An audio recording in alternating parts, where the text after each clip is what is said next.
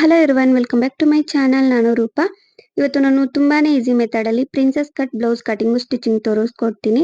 So ತುಂಬಾನೇ ಕೇಳ್ತಾ ಇದ್ದೀರಾ ಬ್ಲೌಸ್ ಕಟಿಂಗ್ ತೋರಿಸಿ ಅಂತ.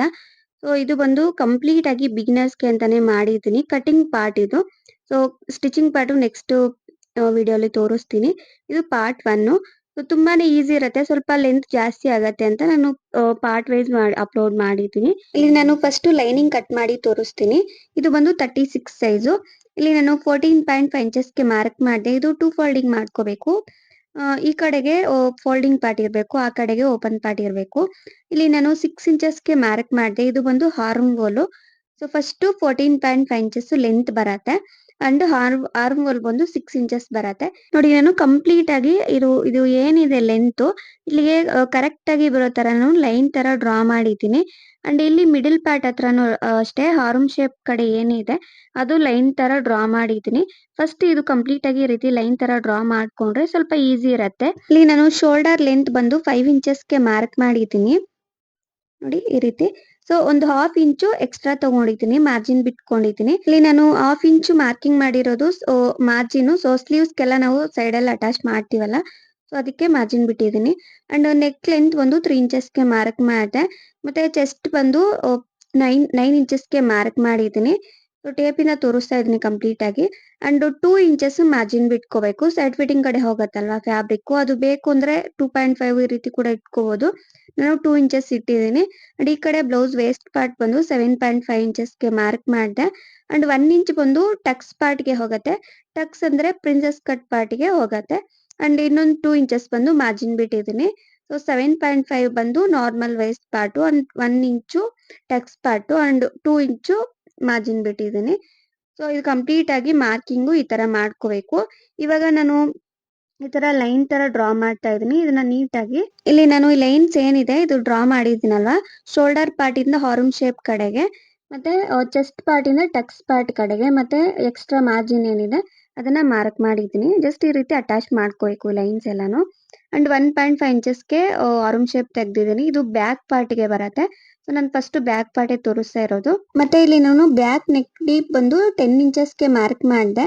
ಅಂಡ್ ಇದು ವಿಡ್ತ್ ಬಂದು 3.5 ಇಂಚಸ್ಗೆ ಮಾರ್ಕಿಂಗ್ ಮಾಡಿದ್ದೀನಿ.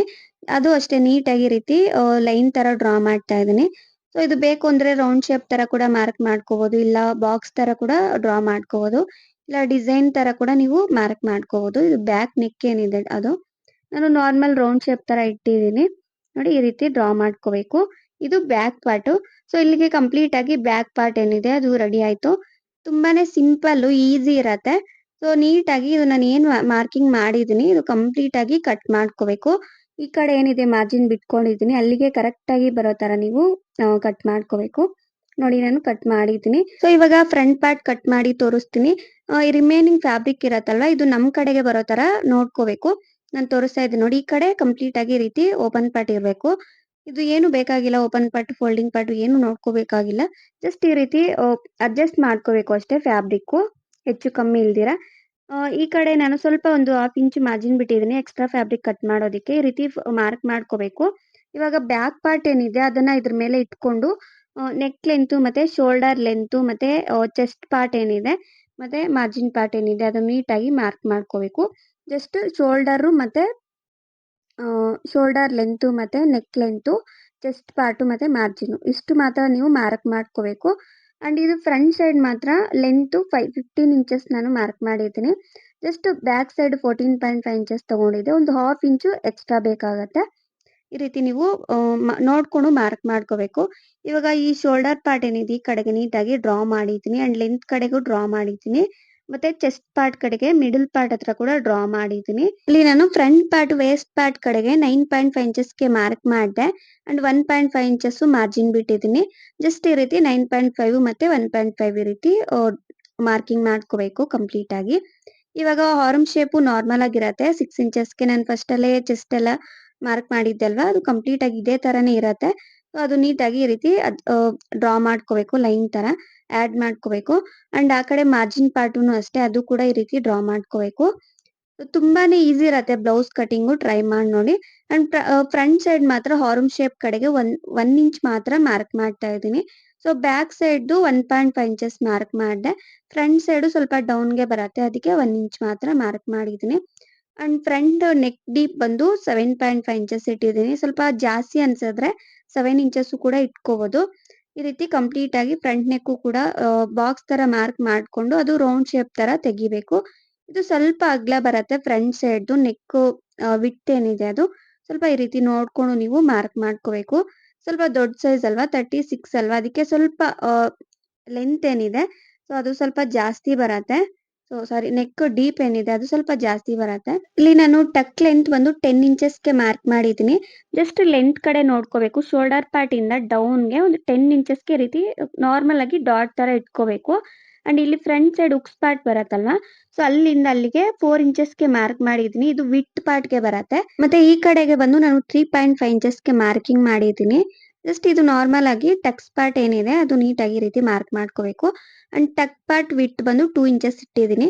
3.5 ಇಂಚಸ್‌ಗೆ ಈ ರೀತಿ ಮಾರ್ಕ್ ಮಾಡ್ಕೊಂಡು ಟಕ್ ವಿಡ್ತ್ ಬಂದು 2 ಇಂಚಸ್‌ಗೆ ಮಾರ್ಕ್ ಮಾಡಿದ್ದೀನಿ. ಅದು ಶೇಪ್ ತರ ತೆಗಿಬೇಕು ಅಷ್ಟೇ. ಸೊ ಪ್ರಿನ್ಸೆಸ್ ಕಟ್ ಅಂತ ಹೇಳ್ದೆ ಅಲ್ವಾ ಸ್ವಲ್ಪ ನಿಮ್ಗೆ ನಾರ್ಮಲ್ ಆಗಿ ಬೇಕು ಅಂದ್ರೆ ಟಕ್ಸ್ ಕೂಡ ನೀವು ಸ್ಟಿಚ್ ಮಾಡ್ಕೋಬಹುದು. ನಾನು ತೋರಿಸ್ತಾ ಇರೋದು ಟಕ್ಸ್ ಪ್ರಿನ್ಸೆಸ್ ಕಟ್ ತರಾನೇ ತೋರಿಸ್ತಾ ಇದ್ದೀನಿ. ತುಂಬಾ ಈಸಿ ಇರತ್ತೆ. ಅಂಡ್ ಇಲ್ಲಿ ನಾನು ಒಂದು 1/2 ಇಂಚ್ ಮಾರ್ಕ್ ಮಾಡಿದೆ ಆರ್ಮ್ ಶೇಪ್ ಕಡೆಗೆ ಸ್ವಲ್ಪ ಆ ಸೈಡ್‌ಗೆ. ಸೊ ಈ ರೀತಿ ಮಾರ್ಕ್ ಮಾಡ್ಕೋಬೇಕು. ಇಲ್ಲಿ ನಾನು ಸ್ವಲ್ಪ ಕ್ರಾಸ್ ಆಗಿ ಡ್ರಾ ಮಾಡ್ತಾ ಇದ್ದೀನಿ. ಈ ಪ್ರಿನ್ಸೆಸ್ ಕಟ್ ಅಂತ ಹೇಳ್ದೆ ಅಲ್ವಾ ಅದು. ಈ ರೀತಿ ಸ್ವಲ್ಪ ನೀಟಾಗಿ ಈ ರೀತಿ ಕ್ರಾಸ್ ಆಗಿ ಅಟ್ಯಾಚ್ ಆಗೋ ತರ ಡ್ರಾ ಮಾಡಿದ್ದೀನಿ. 3.5 ಇಂಚಸ್‌ಗೆ ಏನ್ ಮಾರ್ಕ್ ಮಾಡಿದ್ದೀನಿ ಅಲ್ಲಿಂದ ಇಲ್ಲಿ 4 ಇಂಚಸ್‌ಗೆ ಮಾರ್ಕ್ ಮಾಡಿದೆ ಅಲ್ವಾ ಟಕ್ ವಿಡ್ತ್ ಸೊ ಲೆಂತ್ ಕಡೆಗೆ ಅಲ್ಲಿಗೆ ನೀಟಾಗಿ ಅಟ್ಯಾಚ್ ಆಗೋ ತರ ನೀವು ಮಾರ್ಕ್ ಮಾಡ್ಕೋಬೇಕು. ಅಂಡ್ ಈ ಕಡೆನೂ ಅಷ್ಟೇ 2 ಇಂಚಸ್ ವಿಡ್ತ್ ಏನ್ ಮಾರ್ಕ್ ಮಾಡಿದ್ದೆ ಅದು ನೀಟಾಗಿ ಶೇಪ್ ತೆಗಿಬೇಕು. ಅದು ನೋಡ್ಕೋಬೇಕು. ಇಲ್ಲಾಂದ್ರೆ ಪ್ರಿನ್ಸೆಸ್ ಕಟ್ ಪಾರ್ಟು ಚೆನ್ನಾಗಿ ಬರಲ್ಲ. ಸ್ವಲ್ಪ ಕ್ರಾಸ್ ಆಗಿ ಬರೋ ತರ ನೀಟಾಗಿ ನೋಡ್ಕೋಬೇಕು. ಅದು ಮಾರ್ಕಿಂಗ್ ಎಲ್ಲ ಆದ್ಮೇಲೆ ಆಲ್ರೆಡಿ ಬ್ಯಾಕ್ ಪಾರ್ಟ್ ಇರತ್ತಲ್ವಾ ಅದನ್ನ ಇದ್ರ ಮೇಲೆ ಇಟ್ಕೊಂಡು ಸ್ವಲ್ಪ ಒಂದು 1/2 ಇಂಚ್ ಲೈಟ್ ಆಗಿ ಈ ರೀತಿ ಸ್ವಲ್ಪ ಮೇಲ್ಗಡೆ ಬರೋ ತರ ಕ್ರಾಸ್ ಆಗಿ ನೀವು ಮಾರ್ಕ್ ಮಾಡ್ಕೋಬೇಕು. ಸೊ ಇದು ಕಟ್ ಮಾಡಿದಾಗ ನೀಟಾಗಿ ಕಟ್ ಮಾಡ್ಕೊಂಡ್ರೆ ಚೆನ್ನಾಗಿರತ್ತೆ. ಓನ್ಲಿ ಈ ಟಕ್ಸ್ ಪಾರ್ಟ್ ಬಿಟ್ಟು ಇದನ್ನ ಮಾತ್ರ ಈ ಮಾರ್ಜಿನ್ ಪಾರ್ಟ್ ಮಾತ್ರ ಸ್ವಲ್ಪ ಮೇಲ್ಗಡೆಗೆ ಬರೋ ತರ ನೀವು ಕಟ್ ಮಾಡ್ಕೋಬೇಕು. ನೋಡಿ ನಾನು ಕಂಪ್ಲೀಟ್ ಆಗಿ ಮಾರ್ಕಿಂಗ್ ಎಲ್ಲ ಆಗಿದೆ. ಇವಾಗ ಕಟ್ ಮಾಡಿ ತೋರಿಸ್ತಾ ಇದ್ದೀನಿ. ನೋಡಿ ಇಲ್ಲಿಗೆ ನೀಟಾಗಿ ಇದು ಮಾರ್ಜಿನ್ ಕೂಡ ನೀಟಾಗಿ ಎಕ್ಸ್ಟ್ರಾ ಪಾರ್ಟ್ ಫ್ಯಾಬ್ರಿಕ್ ಎಲ್ಲ ಕಟ್ ಮಾಡಿದ್ದೀನಿ. ಅಂಡ್ ಈ ಕಡೆನೂ ಅಷ್ಟೇ ಪ್ರಿನ್ಸೆಸ್ ಕಟ್ ಪಾರ್ಟು ಕೂಡ ಅಷ್ಟೇ ಟಕ್ ಪಾರ್ಟು ಅದು ಕೂಡ ಕಟ್ ಮಾಡ್ಕೊಂಡಿದ್ದೀನಿ. ರಿಮೈನಿಂಗ್ ಫ್ಯಾಬ್ರಿಕ್ಕು ಸ್ಲೀವ್ಸ್ಗೆ ಅಟ್ಯಾಚ್ ಮಾಡ್ಕೋಬಹುದು. ಬಟ್ ನಾನು ಸ್ಲೀವ್ಸ್ಗೇನು ಲೈನಿಂಗ್ ಏನು ಯೂಸ್ ಮಾಡ್ತಿಲ್ಲ. ನಾರ್ಮಲ್ ಆಗಿ ಸ್ಟಿಚಿಂಗ್ ಮಾಡ್ತೀನಿ. ಇವಾಗ ಇದು ಕಂಪ್ಲೀಟ್ ಆಗಿ ಕಟಿಂಗ್ ಮಾಡಿರೋ ಪೀಸಸ್ ಏನಿದೆ ಸೊ ಅದು ಓಪನ್ ಮಾಡ್ದಿರಾನೆ ಜಸ್ಟ್ ಇದ್ರ ಮೇಲೆ ಇಟ್ಕೊಂಡು ಮೇನ್ ಫ್ಯಾಬ್ರಿಕ್ ಮೇಲೆ ಒಂದು ಪಿನ್ ಏನಾದ್ರು ಇದ್ರ ಮೇಲೆ ಅಟ್ಯಾಚ್ ಮಾಡ್ಕೊಂಡು ನೀಟಾಗಿ ಕರೆಕ್ಟ್ ಆಗಿ ಬರೋ ತರ ನೀವು ಕಟ್ ಮಾಡ್ಕೋಬೇಕು. ನಾನು ಕಟ್ ಮಾಡಿ ತೋರಿಸ್ತಾ ಇದ್ದೀನಿ ನೋಡಿ. So back part neck part ಏನಿದೆ ಅದು ನೀಟಾಗಿ ಕಟ್ ಮಾಡ್ಕೋಬೇಕು. ಆಕ್ಚುಲಿ ನಾನು ಕಟ್ ಮಾಡಿಲ್ಲ. ಸೊ ಒಂದೇ ಸಲ ಕೂಡ ನೀವು ಕಟ್ ಮಾಡ್ಕೊಂಡು ಕೂಡ ಸ್ಟಿಚ್ ಮಾಡ್ಕೋಬಹುದು. ಬ್ಯಾಕ್ ಪಾರ್ಟ್ ಫ್ರಂಟ್ ಪಾರ್ಟ್ ನೀಟಾಗಿ ಬರೋ ತರ ಈ ರೀತಿ ಲೈನಿಂಗ್ ಇದ್ರ ಮೇಲೆ ಇಟ್ಕೊಂಡು ಮೇನ್ ಫ್ಯಾಬ್ರಿಕ್ ಕಟ್ ಮಾಡ್ಕೋಬೇಕು. ಸೊ ಫ್ರಂಟ್ ಸೈಡ್ ಮಾತ್ರ ಸ್ವಲ್ಪ ಒಂದು 1/2 ಇಂಚ್ ಈ ರೀತಿ ಮಾರ್ಜಿನ್ ಬಿಟ್ಕೊಂಡು ಕಟ್ ಮಾಡ್ಕೊಂಡ್ರೆ ಬೆಟರು. ಸ್ಟಿಚ್ ಮಾಡಿದಾಗ ಹೆಚ್ಚು ಕಮ್ಮಿ ಇಲ್ದಿರ ಚೆನ್ನಾಗಿ ಬರತ್ತೆ. ನೋಡಿ ನಾನು ಕಟ್ ಮಾಡಿ ತೋರಿಸ್ತಾ ಇದ್ದೀನಿ. ಕಂಪ್ಲೀಟ್ ಆಗಿ ಮಾರ್ಕಿಂಗ್ ಎಲ್ಲ ಮಾಡ್ಕೊಂಡಿದ್ದೀನಿ. ಈ ರೀತಿ ನೀವು ಕಟ್ ಮಾಡ್ಕೋಬೇಕು. ಇದು ಫ್ರಂಟ್ ಹುಕ್ಸ್ ಆಗಿರೋದ್ರಿಂದ ಸ್ವಲ್ಪ ಈಸಿನೇ ಇರತ್ತೆ. ಸೊ ಬ್ಯಾಕ್ ಹುಕ್ಸ್ ಆದ್ರೆ ಸ್ವಲ್ಪ ನೋಡ್ಕೋಬೇಕು. ಫ್ರಂಟ್ ಸೈಡ್‌ಗೆ ಯಾವ್ದು ಬರತ್ತೆ ಅಂಡ್ ಬ್ಯಾಕ್ ಸೈಡ್‌ಗೆ ಯಾವ್ದು ಬರತ್ತೆ ಅಂತ ಹೆಚ್ಚು ಕಮ್ಮಿ ಇಲ್ದಿರ ನೀಟಾಗಿ. ಅಂಡ್ ಇದು ಫ್ರಂಟ್ ಸೈಡ್ ಪೀಸಸ್ಸುನು ಅಷ್ಟೇ ಆಪೋಸಿಟ್ ವೇಲಿ ನೀಟಾಗಿ ನೋಡ್ಕೊಂಡು ನೀವು ಕಟ್ ಮಾಡ್ಕೋಬೇಕು. ಇವಾಗ ಸ್ಲೀವ್ಸ್ ಕಟಿಂಗ್ ತೋರಿಸ್ತೀನಿ.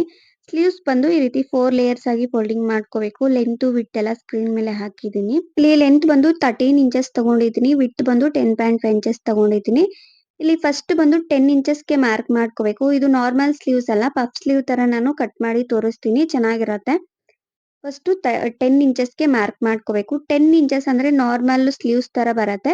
ಸೊ ಈ ರೀತಿ ಲೈನ್ ತರ ಡ್ರಾ ಮಾಡ್ಕೋಬೇಕು 10 ಇಂಚಸ್‌ಗೆ. ಮತ್ತೆ 4 ಇಂಚಸ್‌ಗೆ ಮಾರ್ಕಿಂಗ್ ಮಾಡಿದ್ದೀನಿ ಆ ಕಡೆ ಪಾರ್ಟ್ ಏನಿದೆ ಅದು. ಅಂಡ್ ಇಲ್ಲಿ ಸ್ಲೀವ್ ಶೇಪ್ ತೆಗೆಯೋದಕ್ಕೆ 2.5 ಇಂಚಸ್‌ಗೆ ಮಾರ್ಕ್ ಮಾಡಿದ್ದೀನಿ.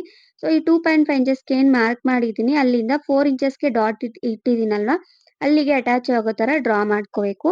ಅಂಡ್ ಈ ಕಡೆಗೆ 8 ಇಂಚಸ್‌ಗೆ ಎಕ್ಸ್ಟ್ರಾ ಫ್ಯಾಬ್ರಿಕ್ ಏನಿದೆ ಅದನ್ನ ಕಟ್ ಮಾಡೋದಕ್ಕೆ ಮಾರ್ಕ್ ಮಾಡಿದ್ದೀನಿ. ತುಂಬಾ ಸಿಂಪಲ್ ಇರತ್ತೆ. ಇದು ಪಫ್ ಸ್ಲೀವ್ ಏನಿದೆ ಅದು ಕಟ್ ಮಾಡೋದು. ನೋಡಿ ನಾನು ಕಂಪ್ಲೀಟ್ ಆಗಿ ಈ ರೀತಿ ಮಾರ್ಕ್ ಮಾಡ್ಕೊಂಡು ಕಟ್ ಮಾಡ್ತಾ ಇದ್ದೀನಿ. ಇಲ್ಲಿ ನಾನು 10 ಇಂಚಸ್‌ಗೆ ಏನ್ ಡ್ರಾ ಮಾಡಿದ್ದೀನಿ ಅದು ಸ್ಲೀವ್ ಪಾರ್ಟ್‌ಗೆ ಹೋಗತ್ತೆ.